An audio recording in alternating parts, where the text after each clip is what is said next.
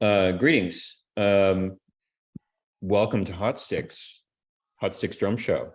And I'm very happy to have you on here because your drumming and your band is a very interesting mix for me of like this incredibly aggressive, powerful, like Meshuggah-like energy, and at the same time, lyrically and spiritually, I would say you're bringing a totally different energy to the genre or the genres, depending how you want to define them. So I'd just love to talk with you about what interests me, having made Adventures of Power, which is a comedy that also has a spiritual message. It's interesting to, talk to a musician who also, has a genre that doesn't necessarily mix in an obvious way with messages, but obviously your audience gets it. And the audience is moved by things that people who aren't in the genre might be like, oh, there's some screaming going on, but so how did that come about? Do you want to talk a little bit about your development as an artist and your development within the band as well? Sure. Yeah. Well, thanks for having me on first and foremost. My name is Matt. I play drums for August Burns Red. For those that don't know, our band is not really on the radio, so we have this underground market or fan base that is just in love with the style of music, and they don't need it to be popular or mainstream to like it. I think that's actually part of the appeal. It's like, this is mine. Yeah. Oh, you don't know about them? That makes it a cooler experience. Makes it better, yeah. So I grew up in a home with 7 siblings. I grew up on a farm. I wasn't aware of this kind of music when I was a kid. I remember going to a Christian festival called Creation, which is in Pennsylvania, and I heard Project 86, Zao, Beanbag, and Newsboys all stuck out to me. Stood out to me. And I went home and I was like, I don't know how to play drums, but I want to play drums and I want to play in a band like that. Heavy. How old were you when you first heard? I mean, was that those bands? Would you consider them like metalcore? No, they were just they were the heaviest style of music I knew of up until that point. It was just mainstream CCM, Christian contemporary music. There were 2 stations I was allowed to listen to as a kid, and whenever I had the chance, I would listen to other stuff, and then I would go back to those first 2 presets so that my parents didn't know I was listening to other styles. Right. So bringing home. That's good. Yeah, bringing home these CDs at the time, this was early 2000s, was shocking to my parents, and they're like, "We want to read the lyrics." So really? I showed them the lyrics to Project 86. It was an album called Drawing Black Lines, and I remember thinking, "Oh boy, this isn't good," because these lyrics are pretty dark. And they were just incredible in having an understanding about something that was so outside of the parameters of what they had thought their kids would grow up to like and be. I really appreciate that about them. I think about, one day if I have kids, what it's going to be like for me to hear or see or acknowledge a hobby or a passion in my kid's life that I just don't understand. There's no precursor. There's no way that a parent is going to understand. I mean, it's like what you said about a fan discovering your style of music or discovering your band and feeling like it's theirs. Right. Same way a fan does that, and it's more special because it's intimate to them from their friends.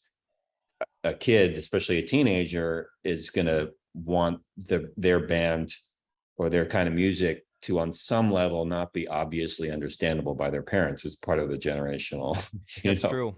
thing that's always happened. So you can pretty much count on it that, your future kids are going to bring something home to you that you may be like, what is this? Thanks for the warning and valuable insight, because that seems pretty right on. Yeah. So to that point, I started playing drums, which was also something brand new for my family. And My dad knew a little bit about my love for things that didn't last. So I started skateboarding, that lasted a couple of years. Did BMX, that lasted even shorter, and motocross was the shortest amount of time at all. I was taking piano lessons, He and must I have was like, thought you were a dilettante. You're like from one thing to the next. yeah, But actually, you were a spiritual person saying we have to love things that don't last because that's the nature of being alive. that's right. That's exactly right. I'm just a kid, just trying to figure it out. And that's exactly what happened. I found drumming Mhm. and it stuck. But my dad was like, okay, first of all, let's just get you a snare drum, right? Not a drum set. We're not going to go head first into this thing, and we'll see if it lasts for a year. Right. Which was wise, because if you like drumming after playing just a snare drum for a year, Then you're real. you're real. You're the Yeah. real deal. And I You're just did. paradiddling for hours on end. Yeah. I hope you had some nice stack of towels on there to not drive your 7 siblings crazy. No, I didn't. No towel? No Well, you had a towel. big farm. I know Had a that, by big the way, farm. once your band started, in terms of who your first audience were, like most rock bands, you did it for the chicks. But in your case, it was chickens, right? Never thought about it that way. We actually started playing in an egg room. So that Yeah. is perfectly on point. Yeah, you can take that pun. I'm a pun addict. You can take that pun and you can use it on the road. So we always did it for the chicks. I love that. That's incredible. Egg Room Publishing is still the name of our publishing company. Oh, really? Yeah, it just seemed Okay. to make sense. So what do you think your music had an influence on the chickens when they were getting born? Like I if think they're it traumatized them to the point of no return.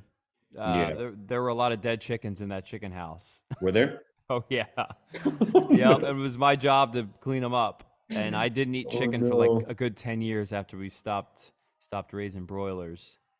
So it was always this dichotomy of like farming, drumming, and I hated farming because it took me away from things that I liked doing as a kid. Mhm. And now I love farming because it gives me a different perspective that the music industry just can't deliver on. Yeah. So they really fuel each other at this point. So what do you grow on the farm? We grow corn, soybeans, wheat, and hay. So Oh it's wow. all for livestock consumption. We Okay. grow it. It's Okay. called cash crops. We grow it. We sell it to local mills, and then they sell it to like dairy farmers, Okay. chicken farmers, pig farmers. Yeah, we're gonna end up talking about farming this whole time because I can see where this is going. Uh-huh. Yep. Mm-hmm.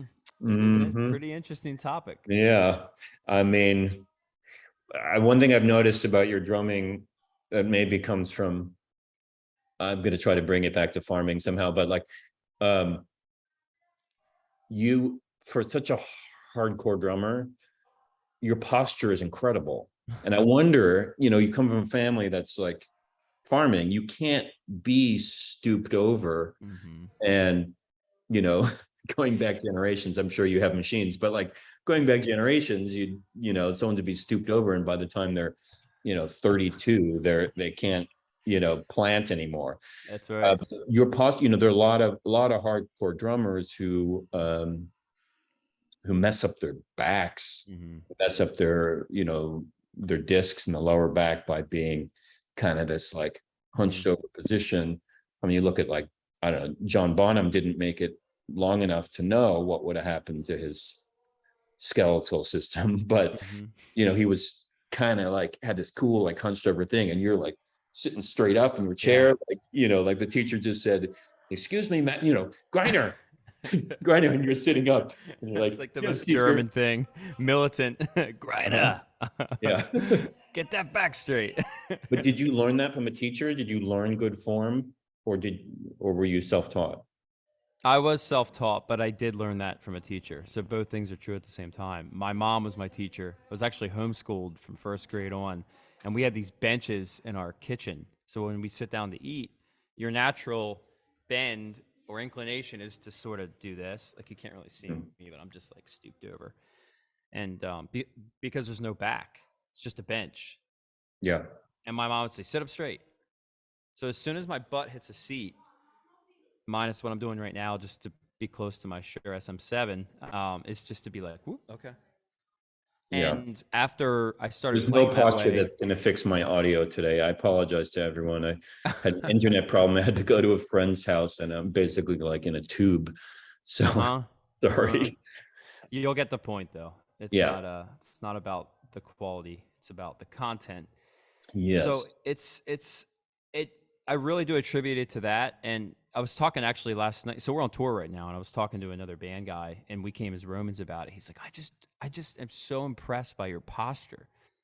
And Oh, I so feel like you did this a lot then. I Okay. get as many compliments about that as I do my creativity and stuff. And I think it's because it stands in the face of how things generally are. But for me, it's how I feel comfortable and balanced. And balance is such a huge part of drumming.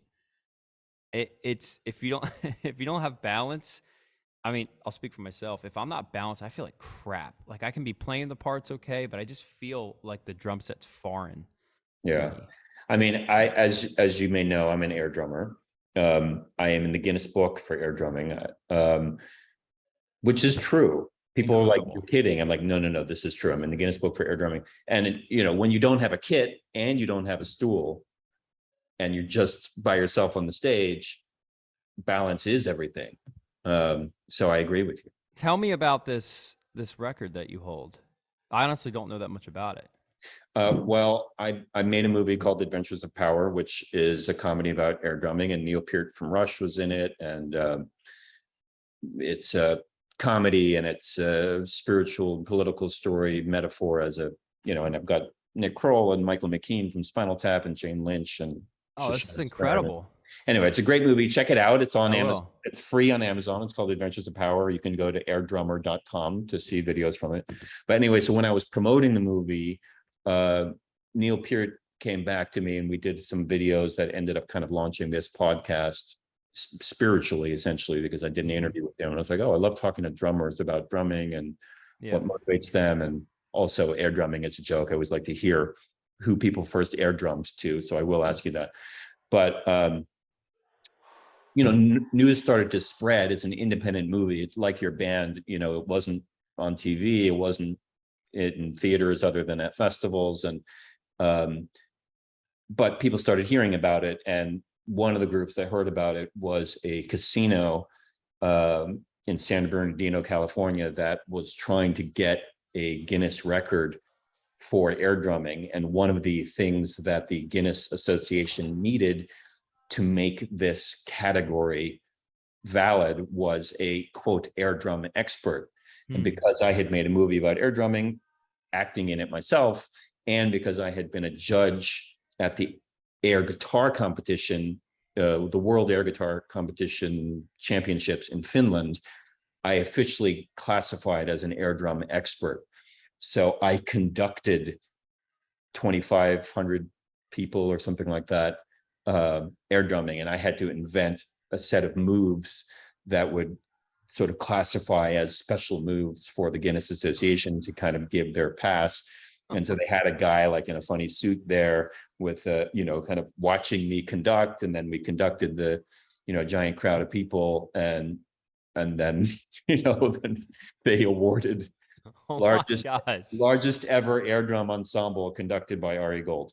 So Oh my gosh. whatever else happened in my Congratulations. life, That's incredible. What an accolade. yeah, it's a weird one. So, but no one has toppled me. I mean, anyone listening is welcome to try. But so that's airdrummer.com. You can see the video of it at airdrummer.com. There's also a page that my sort of partner on these projects, DD, is building on the page for your band. So you'll see your band and a bunch of other bands and on the airdrummer.com site, and bonus videos. And anyway, but yeah, air drumming does have a kind of, for me, a spiritual significance, because you have to be balanced. You have to find the heartbeat in yourself, and you're making something out of nothing. And Right. It's a joke. I mean, it is a joke. It's silly on one level, but for me, the best jokes have a kind of profound truth underneath them. And so I devoted 3 years to making this crazy movie about it. But That's very neat. It sounds like you interviewed some um, insightful people who had yeah, I a mean, lot to Neil, say, I'm sure. starting with Neil, is amazing. And we talked about the way drumming has been shown to improve kids' brains. And so drumming can be used, like when somebody has a brain injury, if they either drum or listen to very rhythm focused music, it can actually repair the synapses of the brain, Hmm. which actually brings me into something that I wanted to ask you. When you said that you didn't have a teacher, but your mom sat you in the room, was your mom your drum teacher? No, my mom wasn't my drum teacher, but my parents played probably the biggest role of anyone in guiding me to perfect this thing Mm-hmm. every day. Mm-hmm. And what I mean is, my dad had this farm and he was working 80 hours a week. So any free time I had was working with him. I learned how to work hard on the farm, knowing there was probably not a whole lot coming back Right. my way. Like I'm not getting paid for this. And so just that simple idea of you're working and your reward isn't monetary, it's not a vacation, it's not anything tangible. It's actually just the opportunity to do something, and at the end of the day you're tired and you know that you have purpose and you have identity because of what you're doing, you're contributing. And so Mhm. when I started playing drums, I think this was such a transferable mentality, because that's drumming for me. Practice Right. for hours and hours, and you walk away from the drums. If you're listening to this and you're a drummer, you know exactly what I mean. 3 hours on the kit, you walk away and you're like, well, I'm soaked in sweat. I'm tired. I'm probably actually frustrated. And I don't really know what I did for 3 hours. I don't Mhm. know if I'm any better. I feel like maybe I'm worse. And so having the mentality that it's not about what you're getting in the immediate moment from this work contribution, it's an investment, and Yeah. it's worth it, and everything matters. It all matters.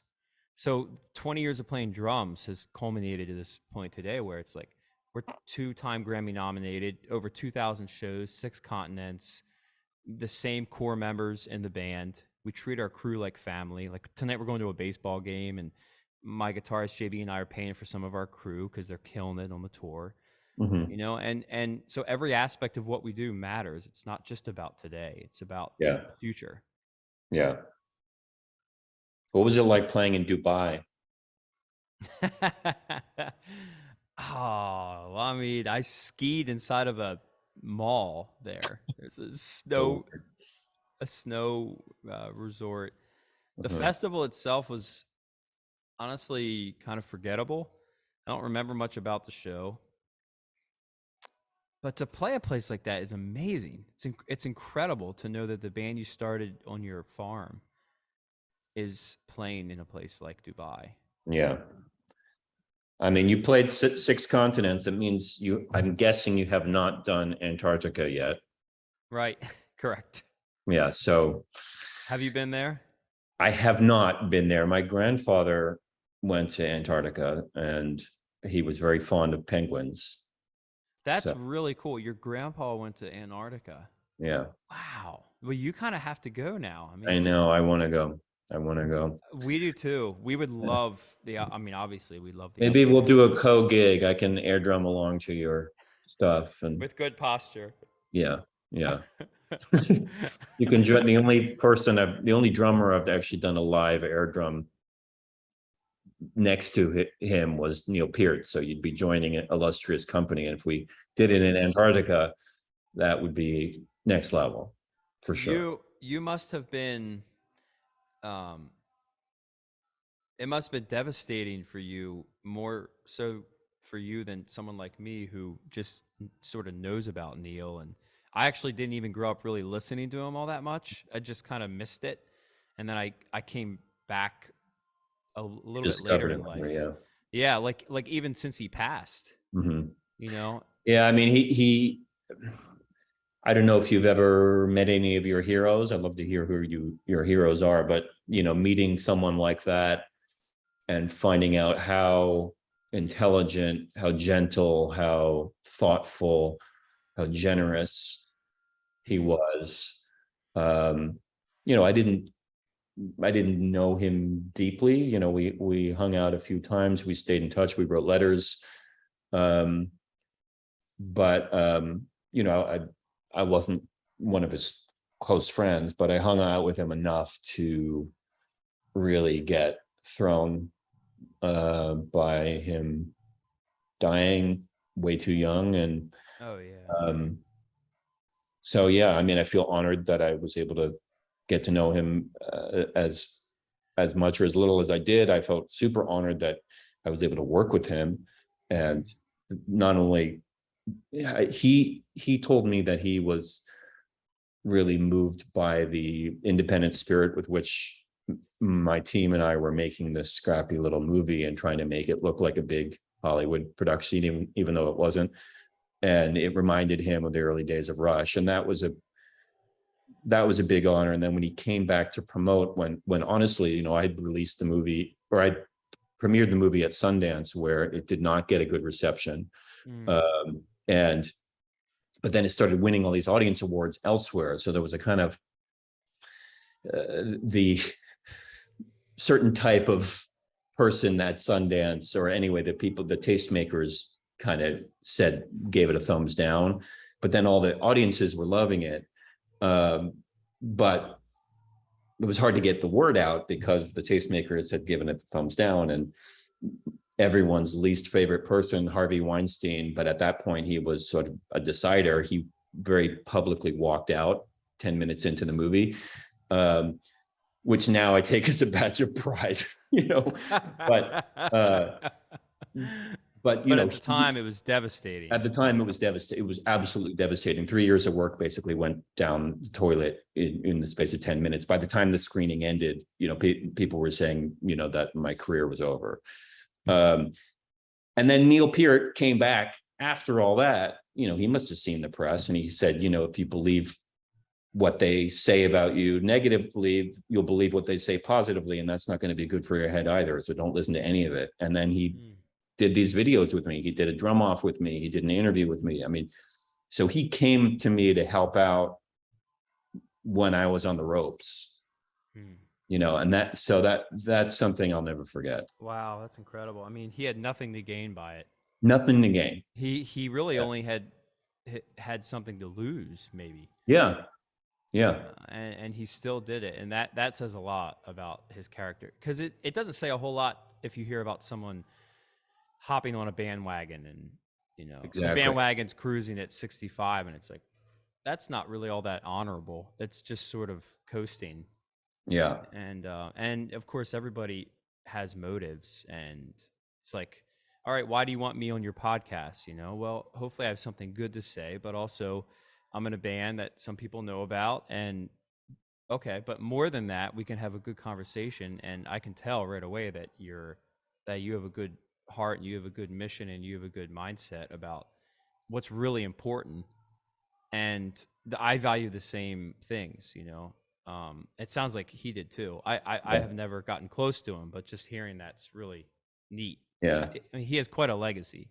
It's Yeah. That's an understatement, but That's an understatement. the man Yeah. has a leg. I have a poster of him on my wall in my studio. Yeah. Okay. So you've graduated from researching him to realizing what he was up to. Oh, Yeah. I would be, I don't know what I would be playing if it weren't for Neil, is what I've realized. Because like his love for time signatures and playing around the beat and kind of disguising the simplicity of what he's playing and the complexity of what he writes, like all of that stuff's what I love about drumming. Yeah. My favorite thing Well, in the world. you know, he considered himself always a student. You know, it's like, you know, there was this, people call him the professor, but you know, I knew him as someone who would go off to Africa and study with drummers that he needed to learn from, that he, you know, That's so cool. and that's the, you know, the best teachers are know that they're permanent students. I mean, you know, so as Socrates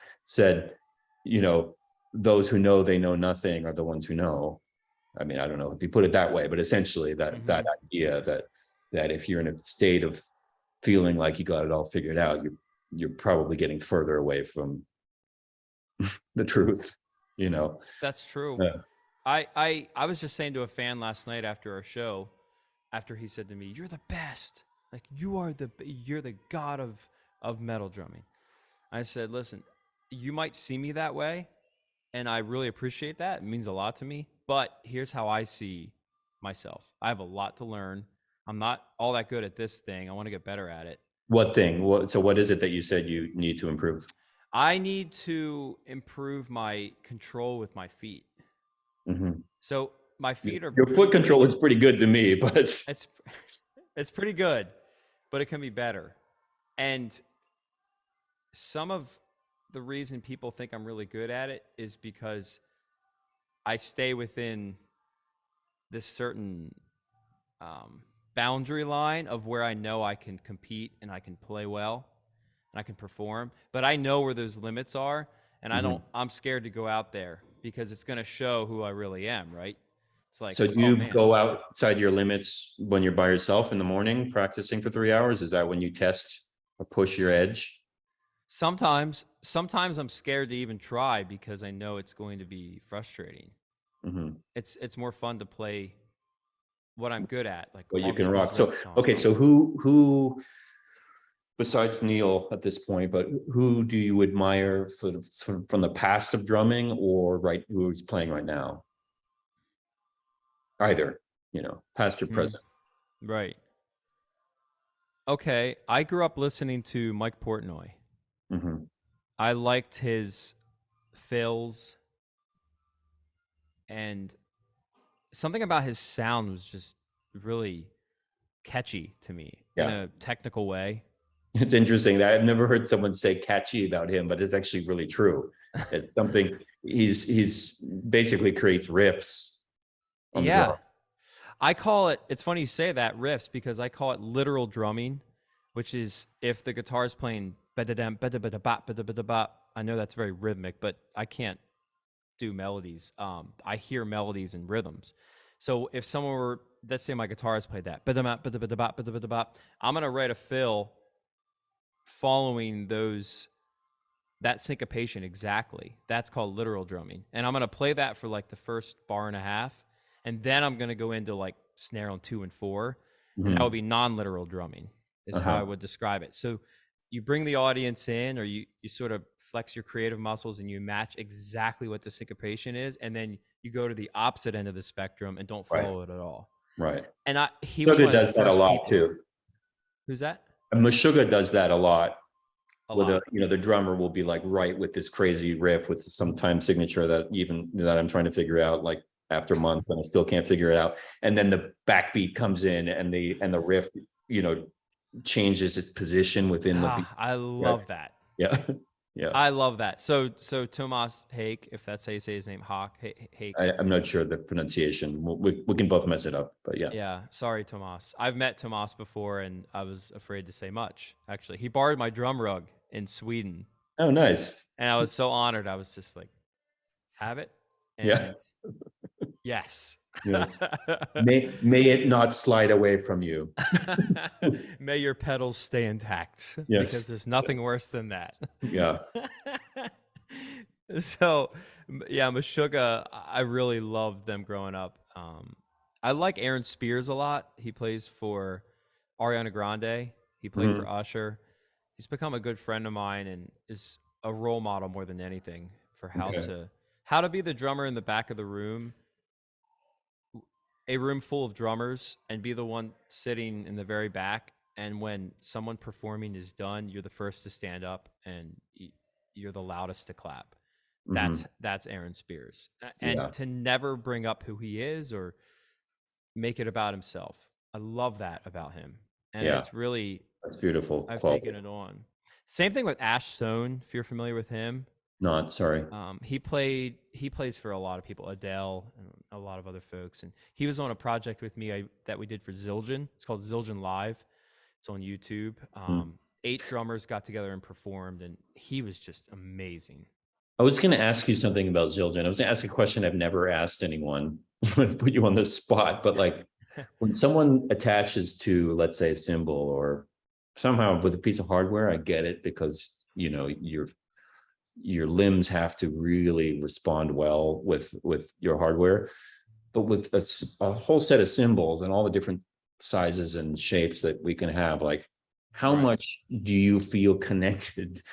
And maybe you say a pass because you're sponsored, but like, how much do you feel connected to Zildjian? Say, would it be hard for you to play like a non-Zildjian Yeah, set? that's Right. a good question. Because it's just really a sound. It's not as much of a feeling or a function Yeah. like hardware, like you said. But actually, it's a mix of both. I would say the first brand I ever saw was Zildjian, Mm-hmm. and I remember touring in China doing some drum clinics, and Zildjian telling me for a lot of these kids, we had like 600 to 700 kids a night in some places. Kids like 5, 6, 7 years old, Mm-hmm. and Zildjian's like, this is the first brand they're going to see. They've never seen a cymbal before, and our Right. goal in taking you there is that the parents then take their kid into a drum store, and that kid sees the name, and they're off Yeah. to the races. And I think it's an effective way to market. It worked for me. But the other thing is, Zildjian in my mind was always the Cadillac. It's the Mm-hmm. top. Yeah. I sent them a press kit, got denied, or just got ignored. Mm-hmm. Went to Sabian. I recorded an album with Sabian cymbals. Sent them a press kit, got denied, and Zildjian picked me up right afterwards. Okay. That's like, flirt with someone else at the bar to get the person at the bar you want to talk to come up to you. Yeah. Like, hey, Zildjian, you see me over Yeah. here? Yeah. I'm a hot property. Yeah. The chicks like me. The Sabian doesn't little want chickens me, like me. Yeah. but do you want me? Yeah.